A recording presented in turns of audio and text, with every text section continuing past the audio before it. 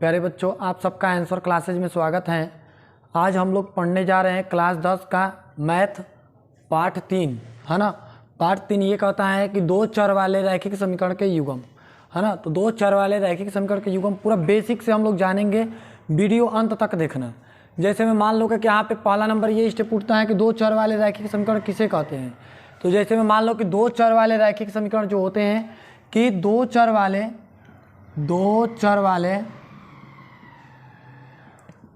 रैखिक समीकरण ax plus के by प्लस के c इक्वल टू 0 के रूप का होते हैं, जहां ए बी सी एक अचर वास्तविक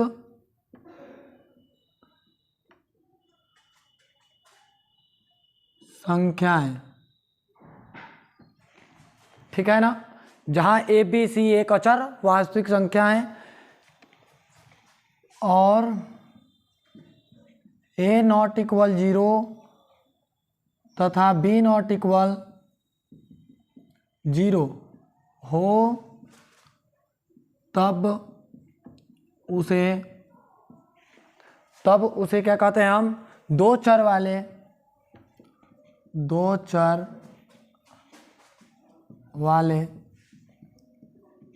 रैखिक समीकरण कहते हैं। ठीक है ना।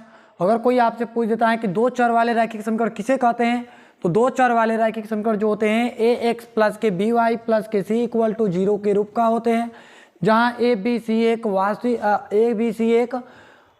अचर वास्तविक संख्या है और ए नॉट इक्वल 0 तथा बी नॉट इक्वल 0 हो, तब उसे हम क्या कहते हैं, दो चर वाले रैखिक समीकरण कहते हैं। ठीक है। देखो ये जो लिखा गया है, ये वाला जो इतना लिखा गया है वो क्या है हमारा, तो दो चर वाले रैखिक समीकरण के व्यापक रूप है। क्या है, व्यापक रूप है। व्यापक रूप का मतलब ये कि दो चर वाले रैखिक समीकरण जो भी तुम लिखोगे वो इसी रूप में लिख सकते हो, इससे अलग दो चर वाले रैखिक समीकरण नहीं लिख सकते हो, इससे अलग कभी नहीं हो सकता है। ठीक है। अब देखो जैसे मान लो कि देखो दो चर वाले रैखिक समीकरण में पहले आता है प्रतिच्छेद रेखा। सबसे पहला काम कि प्रतिच्छेद रेखा किसे कहते हैं, जब एक लाइन दूसरी लाइन को किसी एक पॉइंट पे काटती है उसे हम क्या कहते हैं, प्रतिच्छेद रेखा कहते हैं। जैसे में एक लाइन है, दूसरी लाइन को ये क्या कर रही है, एक लाइन जब दूसरी लाइन को काटती है तो उसे हम क्या कहते हैं, प्रतिच्छेद रेखा कहते हैं। उसे हम क्या कहते हैं, प्रतिच्छेद रेखा कहते हैं।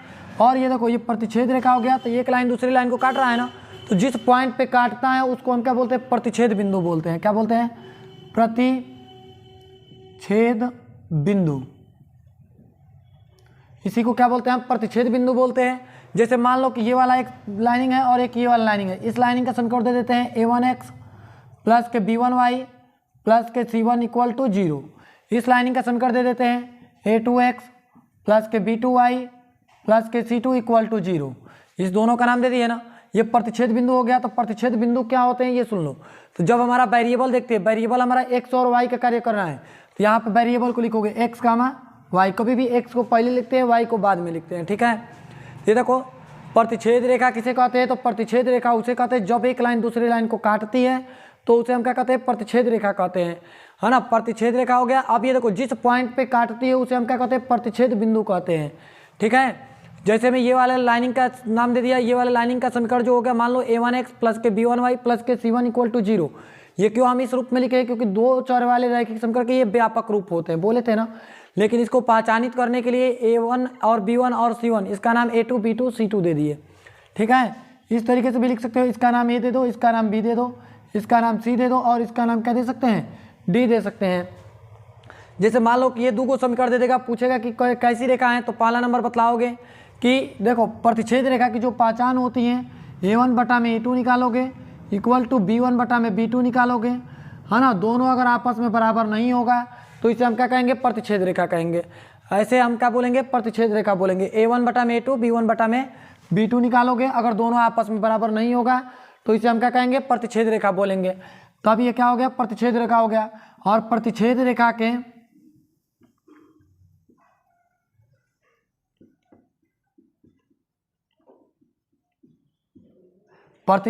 का एक हल होते हैं। क्यों एक हल होते हैं, इसके बारे में जानते हैं। देखो, प्रतिच्छेद रेखा का एक हल होते हैं क्योंकि वो क्या करता है, जब एक लाइन दूसरे लाइन को काटता है तो एक ही पॉइंट पे काट पाता है। कभी भी लाइन हमारा तिरछा नहीं हो सकता है, समझ लो। लाइन हमारा जो होती है सीधी गति में चलती है, ठीक है ना। तो सुन लो, तो प्रतिच्छेद रेखा जो होते हैं, एक लाइन दूसरी लाइन को जब काटती है तो उसे प्रतिच्छेद रेखा कहते हैं। प्रतिच्छेद बिंदु किसे कहते हैं, तो जिस पॉइंट पे काटती है उसे प्रतिच्छेद बिंदु बोलते हैं। प्रतिच्छेद रेखा की पहचान क्या होती है, तो प्रतिच्छेद रेखा की जो पहचान होती है, A1 बटे का A2, B1 बटे का B2 आपस में बराबर नहीं होते हैं, तब उसे हम क्या कहते हैं, प्रतिच्छेद रेखा कहते हैं। और प्रतिच्छेद रेखा का एक हल होते हैं। कितने हल होते हैं, एक हल होते हैं, है ना। तथा यह संगत होते हैं, संगत होते हैं, ठीक है ना। ये क्या होते हैं, संगत होते हैं। और जो संगत होते हैं उसका हल होते हैं, जब ये समझ लो कि जब जिस भी समीकरण देगा, कोई भी समीकरण उसका हल होगा तो उसे हम संगत बोलेंगे, ठीक है ना। और ये देखो, इसी को हम अद्वितीय हल भी बोल सकते हैं। जो संगत होते हैं उसको हम क्या कहते हैं, अद्वितीय हल कहते हैं, ठीक है। अब देखो, जैसे मान लो कि हम चलते हैं समांतर रेखा पे, दूसरा नंबर पे आता है समांतर रेखा। एक नंबर पे प्रतिच्छेद रेखा, दूसरे पे समांतर रेखा। समांतर रेखा किसे कहते हैं, तो सुन लो, समांतर रेखा की परिभाषा सुनो सबसे पहले ध्यान से। समांतर रेखा उसे कहते हैं जब एक लाइन, जैसे मान लो कि हम यहाँ पे एक लाइन यहाँ पे खींच देते हैं, यहाँ पे हम एक लाइन खींच देते हैं, फिर दूसरी लाइन हम यहाँ पे खींच देते हैं, ठीक है ना। तो जब एक लाइन दूसरी लाइन को कभी टच नहीं करती है, जब एक लाइन दूसरी लाइन को कभी टच नहीं करती है, यानी अनंत तक वो टच नहीं करती है, तथा दोनों के बीच की डिस्टेंस जो होनी चाहिए वो क्या होनी चाहिए, सब आपस में बराबर होनी चाहिए। यानी क्या कि देखो, दो लाइन, जैसे मान लो समांतर रेखा है, समांतर रेखा की परिभाषा क्या है, या समांतर रेखा किसे कहते हैं, ये कोई पूछ देता है तो बोलोगे कि समांतर रेखा उसे कहते हैं जब दो लाइन आपस में कभी टच नहीं करती हैं तथा इनके बीच की दूरी जो होती है क्या होती है, हर जगहों पे समान होती हैं, तो उसे हम क्या कहते हैं, समांतर रेखा कहते हैं। जैसे मान लो कि एक रेखा का नाम देते हैं AB और दूसरे वाले का नाम देते हैं CD, ठीक है ना। तो ये देखो, इसका नाम देते हैं, इसका समीकरण, पहले रेखा का समीकरण क्या हो गया, A1x प्लस के B1y प्लस के C1 इक्वल टू 0। इसका समीकरण क्या हो गया, तो मान लो कि A2x प्लस के B2y प्लस के C2 इक्वल टू 0 हो गया, ठीक है ना। तो ये क्या हो गया कि देखो, समांतर रेखा में क्या हुआ कि जब एक लाइन दूसरी लाइन को अनंत तक टच नहीं करती हैं तथा इनके बीच की दूरियाँ क्या होती है, सेम होती हैं, तब उसे क्या कहते हैं, हम समांतर रेखा कहते हैं। समांतर रेखा की पहचान क्या होती है, तो हम यहाँ पे लिखेंगे A1 बटे का A2 इक्वल टू B1 बटे का B2 नॉट इक्वल C1 बटे का C2।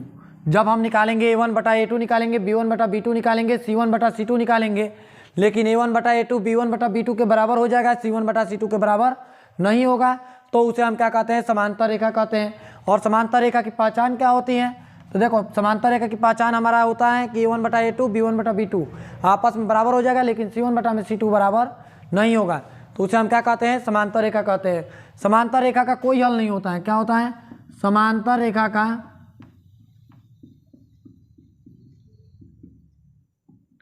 कोई हल नहीं होता है तथा यह संगत होते हैं, असंगत होते हैं। क्या होते हैं, असंगत होते हैं।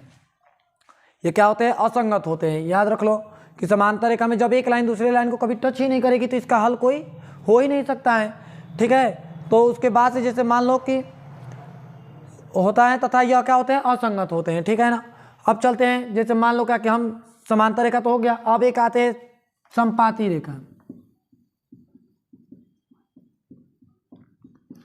इस टॉपिक से 1-2 नंबर का सवाल जरूर पूछता है ना। ये पूछ देता है कि बताओ कि समांतर रेखा है कि प्रतिच्छेद रेखा है कि संपाती रेखा है, तीनों में से कौन सी रेखा है, ठीक है ना। तो देखो संपाती रेखा किसे कहते हैं, सबसे पहले ये बात आ गई। संपाती रेखा किसे कहेंगे, तो जैसे मान लो कि एक लाइन ये है और दूसरी लाइन भी हम इसी पे खींच देते हैं, इसी पे हम ड्रॉ कर देते हैं दूसरी लाइन को भी। तो जब हम दूसरी लाइन को भी ड्रॉ किए तो ये क्या हो गया, दूसरी लाइन को भी हम इसी के ऊपर ड्रॉ कर दिए। तो अब ये कितनी लाइन दिख रही है, एक लाइन तो दिख ही रही है। जब एक लाइन दिख रही है और एक ही लाइन पर दूसरी रेखा खींच दी गई, तो यानी एक या एक से अधिक रेखा जो है कि एक ही लाइन पर खींची जाती हैं, तो उसे क्या कहते हैं, हम संपाती रेखा कहते हैं। या ऐसे भी बोल सकते हैं कि जब एक लाइन दूसरी लाइन को अच्छी तरीके से ढक लेती है तो उसे हम क्या कहते हैं, संपाती रेखा कहते हैं। जैसे मान लो कि एक लाइन ये वाला है, दूसरी लाइन हमारा ये वाला है, ठीक है ना, दोनों लाइन को दिखा दिए।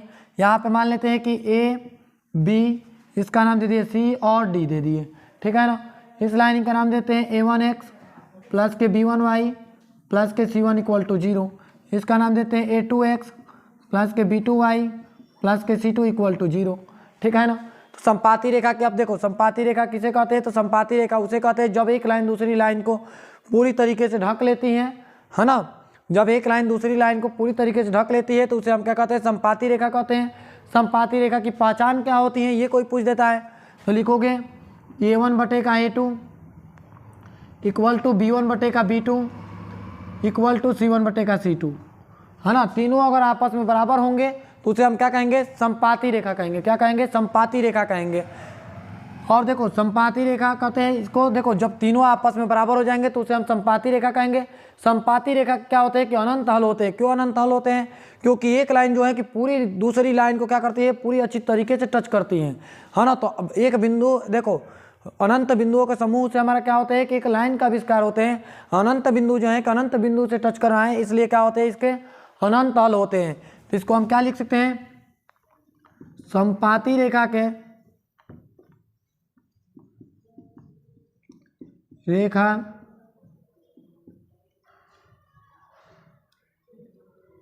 संपाती रेखा के अपरिमित रूप से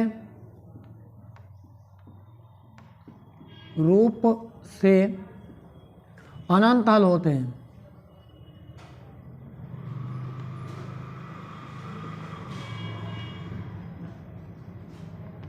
संपाती रेखा के अपरिमित रूप से कितने हल होते हैं, अनंत हल होते हैं। और जिसका हल होते हैं उसको हम क्या बोलते हैं, संगत बोलते हैं। क्या बोलते हैं, संगत बोलते हैं।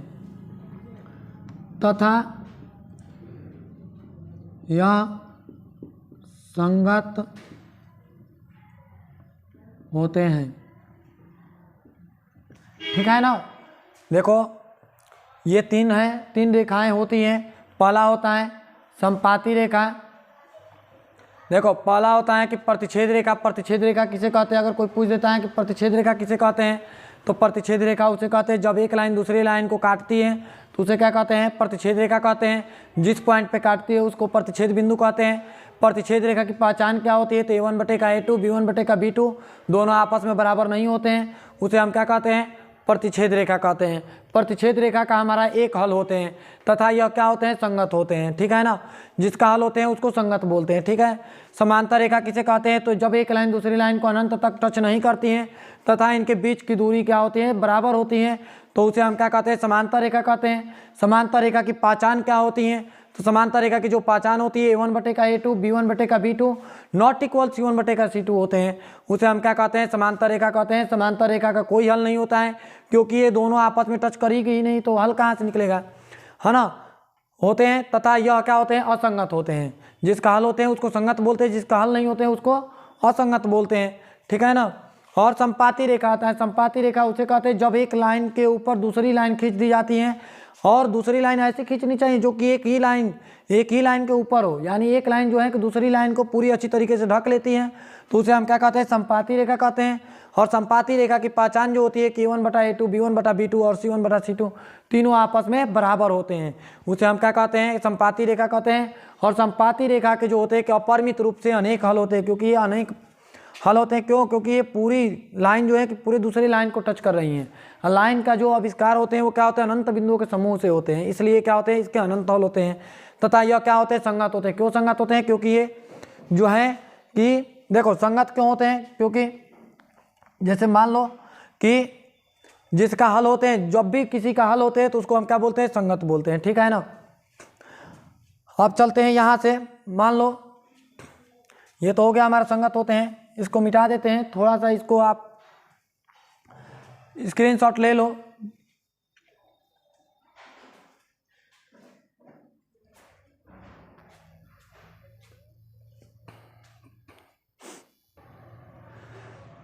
ठीक है प्यारे बच्चों, आप सबको अगर ये वीडियो अच्छा लगा हो तो आप सब हमारा सपोर्ट कीजिए ताकि हम अगला वीडियो भी आप लोगों के सामने ला सकें।